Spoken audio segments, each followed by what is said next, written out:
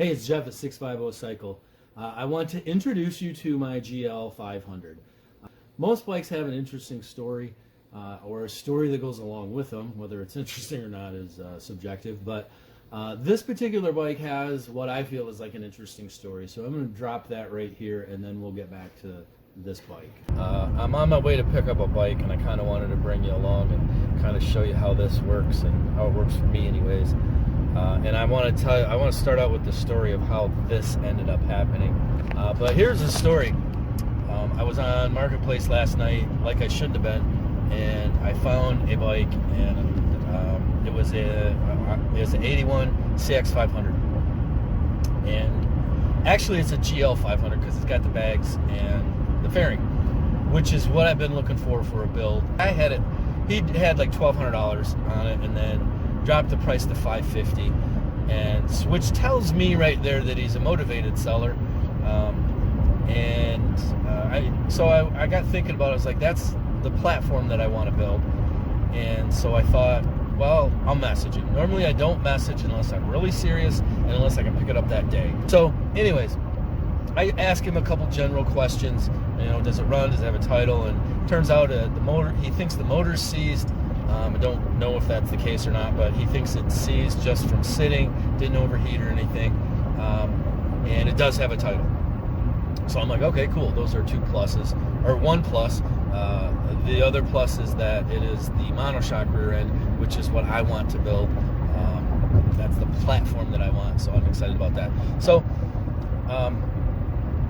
I left it last night. I sent him a message right about the time I went to bed that said, so what's your bottom dollar on it? I've got a price in mind that I want to pay, but if it's not close to yours, we'll just do whatever. So I woke up this morning, I got to work, and he finally messaged me back. He's like, oh, my bottom dollar is $450. I won't go any lower than that. I was like, oh, okay. And that was about all I said. And then he was like, why, what were you thinking?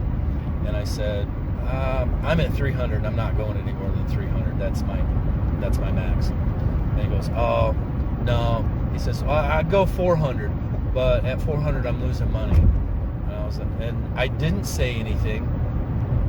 And then like another 10 minutes go by, and he's like, would you come up to 350?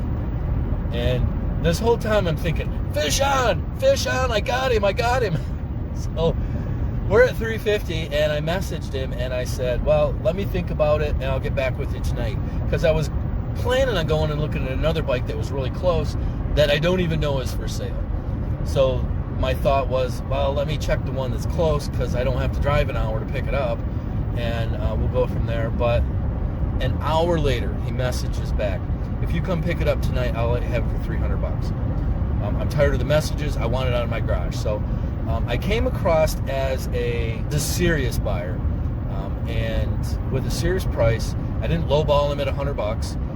I really only wanted to pay $200 for it, but considering it is really what I was looking for, I thought, well, I'll go $300 on it. So it was kind of a fun deal, and sometimes the art of the deal, sometimes the finesse is to keep them on read and just let them think about it.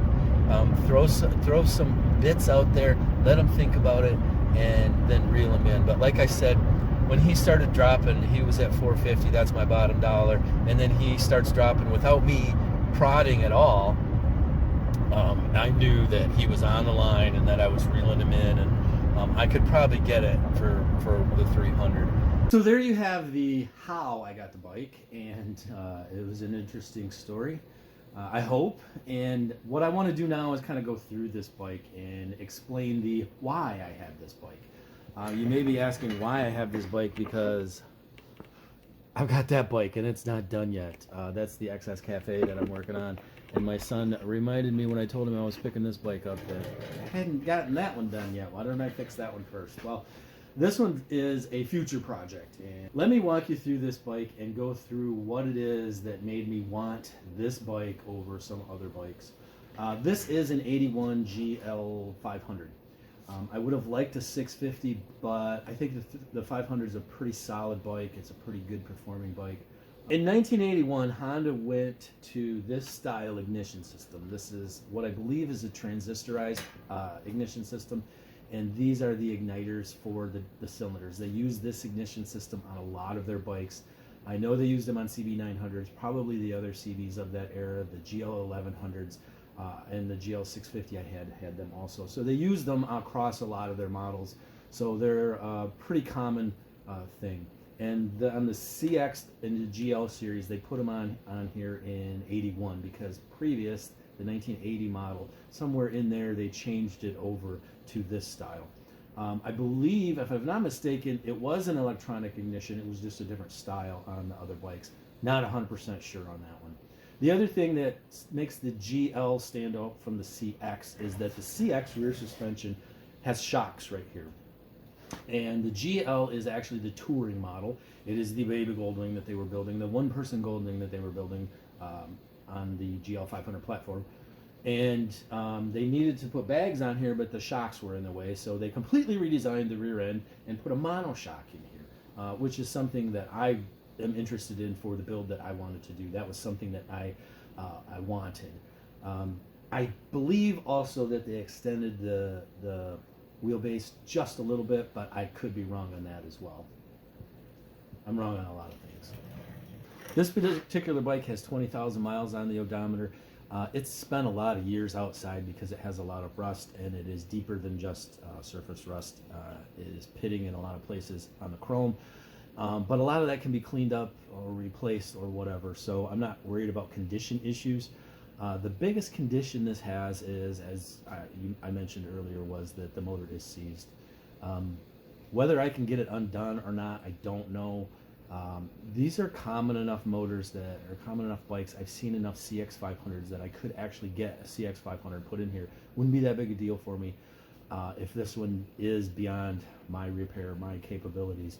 I am going to try to get this one going, but if it's not the end of the world, and it's not the end of this project.